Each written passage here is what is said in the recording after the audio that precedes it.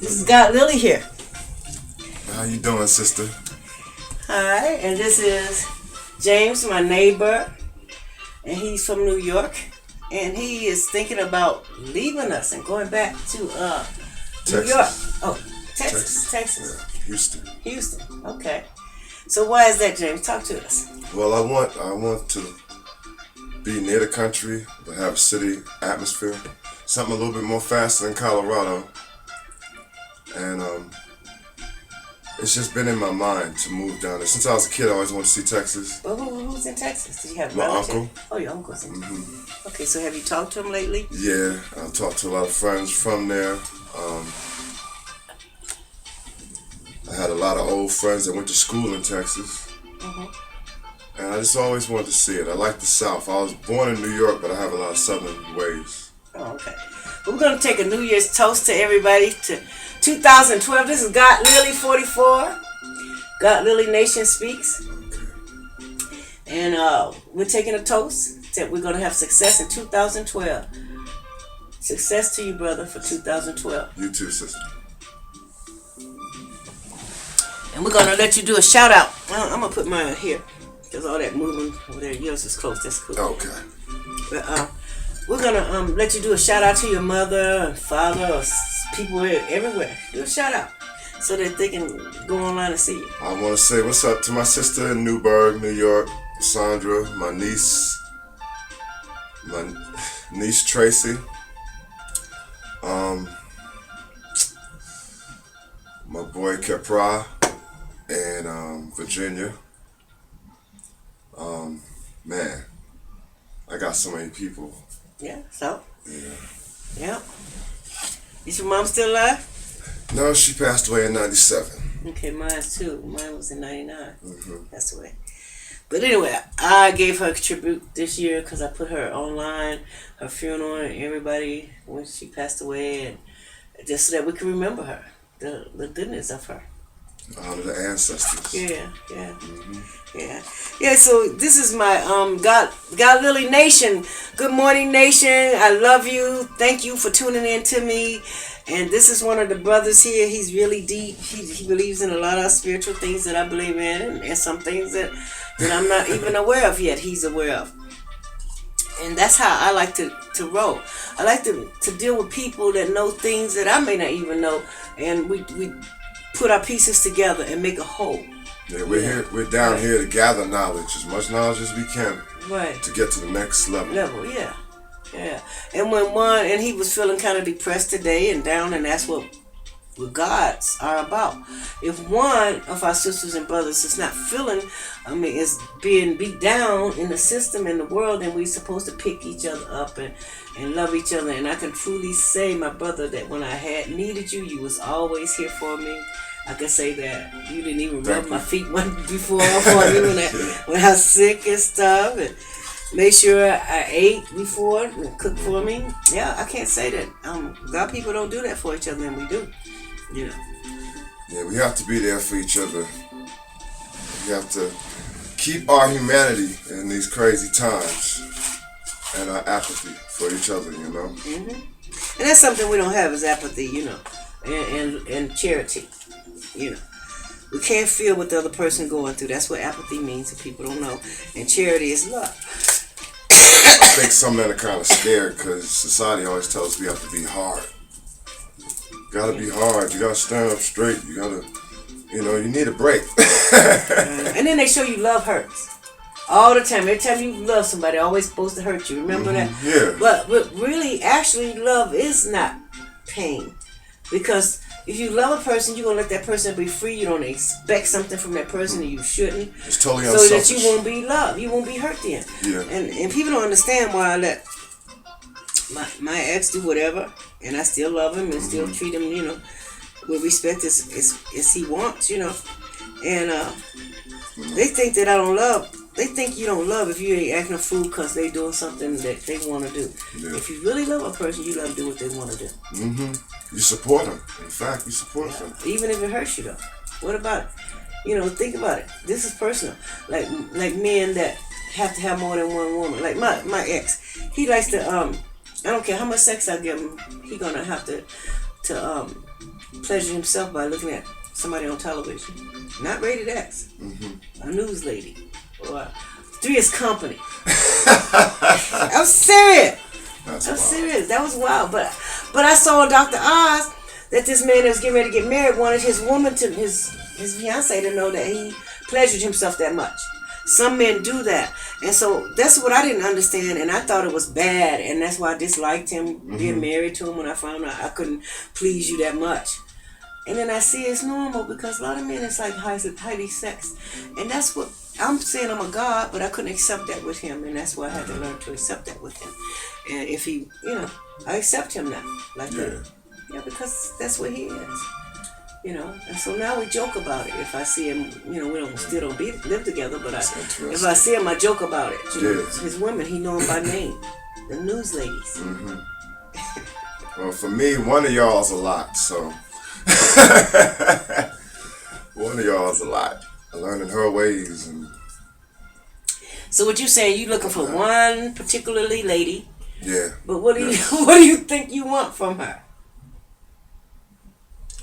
A little bit of romance, a little bit of some knowledge. See, every man always thinks he know. I want you to tell me. To see if you can tell me exactly. Be able to share some of the same ideals and.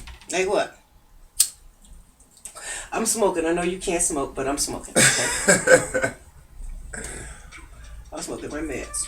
If y'all don't have something in common, y'all gonna drift apart. Okay, but what do you want in common with your woman? That's what I want to know. Because, see, we putting this out in the universe. This is like the secret. We put it out in the universe. This woman's going to see you sooner or later. That's supposed to have you. But she needs to know, too. What do you have to offer her? I think it's going to be like a learning experience for me because I'm still learning myself. Know thyself. I don't think that happens overnight. And what are you? What do you mean? Tell me what you are. As far as... What are you? Who are you? Oh. I know what I am. What are you? Okay. As in, you talking about I'm a spirituality, God? Yeah, I think we are gods. Just some of us don't know it. I'm still learning my powers. Hey, what are you? I'm God. Okay, what else? Well, tell me about yourself. And I'm still learning. I got more learning to do. I'm finding that more and more. Because that ancient saying is know thyself. And it can't happen overnight. But you have to look at yourself and how you react to different things. And yeah, because now you know a lot of spirituality things because I see you with your crystals and the this and the that and the other. So talk about that. I deal with that woman that you have out there that's your mate. She's probably going to be Kemetic. She's probably going to be Kemetic. Kemetic Science, which is like Egyptian spirituality or a way of life. Okay. But the original name is called Kemetic. Okay. Kemet. The original name for Egypt is called Kemet. Okay. So we call it Kemetic Science. It's the same principles as Christianity. In fact, it predates it. You wouldn't have Islam or Christianity without Kemet. Okay. They drew from a lot of the ideals. Like when you say Amen, we say Amen Ra. Okay, what do it mean? The Amen means the hidden. Okay. Like they say, God works in mysterious ways. Right. Well, that's Amen. Hidden ways. Okay. He's mysterious. We don't know how he does his thing, but he does it. Okay, see, the Coptic was the enlightened ones, for real. The Illuminatis. Coptics, yes, the real ones. But they changed and made it something. You know how man takes stuff and make it the way he wanted and put his little rules to it. But the enlightened ones is only the gods. That's what it always happened. And if you check history, the Coptics, they were in Egypt, Kemet, for a long time. Yeah. But I think these different similar or slightly different spiritual paths, they had to have something in common to be amongst each other. So when she tells me some Coptic things, I listen and I equate that to what I do, and we get along just fine. Yeah, because it all is part of the whole big picture. And if you God, why you gotta go with each other? But why you believe that? And why, because see, you had a part, I had a part, and from the very beginning, we never had the same thing. Yeah. None of the gods, and that's what made it so unique. But then that's what brought the problem. Because then, if I was a God and I control the air, and you control the fire, then you wanted your fire to be better than my air. But you can't have fire without oxygen. I know. That's what happened. But we started bickering about stuff like that. Yeah.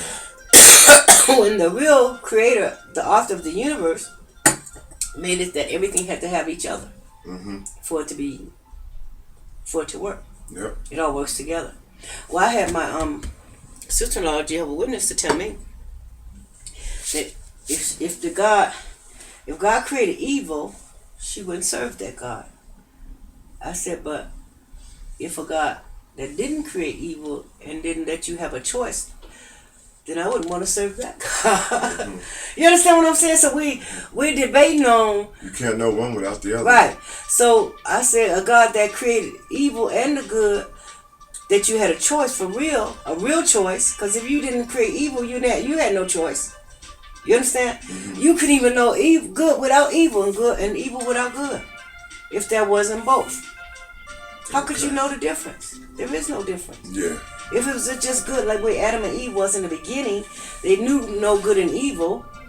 And you hear preachers saying that if they hadn't sinned, we'd been all right. We was not be all right. We would never be gods. Yeah. Do you understand? We would never be on the level with our Creator. That's why He put that in the midst. So that when you're old enough, you can taste from that. It's just like when they telling us now how old you should be to have sex. That's how God did.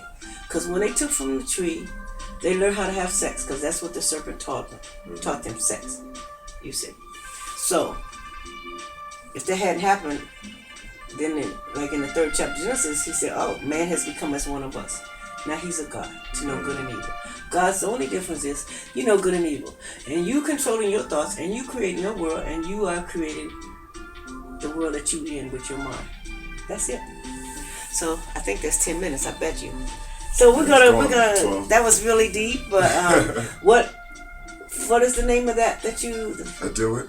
Kemetic Science. Kemetic Science. It's a whole lot of us. Dr. Valentine on